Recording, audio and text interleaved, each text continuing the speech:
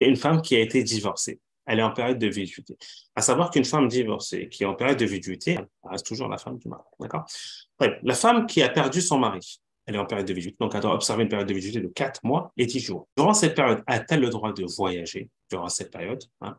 Là, on dit que la femme qui est en période de viduité, à la base, elle ne voyage pas. Elle doit rester. La règle te dit qu'elle doit rester dans le domicile conjugal, dans le domicile là où elle a reçu l'information, qu'elle a reçu l'information du décès de son mari. Elle doit rester dans ce domicile-là. Si maintenant, il n'y a personne pour rester avec elle et qu'elle a peur pour sa personne, supposons qu'elle était en voyage, d'accord, et que son mari est décédé, ou bien son mari a voyagé, il est décédé et elle se retrouve seule dans un pays ou bien dans une région, dans une ville où elle ne connaît personne.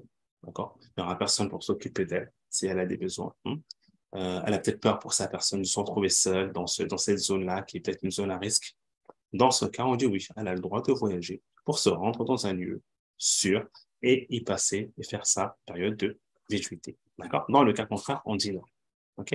Est-ce qu'a-t-elle le droit de voyager avec sa famille parce qu'il part en vacances, la famille, tout le monde va au bled, eh bien, elle sait aussi aller avec eux au bled.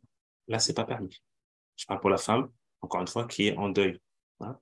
Il n'est pas permis à elle de voyager, hein, et d'accompagner sa famille simplement pour aller en vacances. Par contre, la femme qui, elle, a été divorcée 3 fois, ou bien la femme qui a demandé le khul, la séparation à l'amiable, là, oui, il lui est permis de voyager, hein, vu qu'elle est séparée de son mari.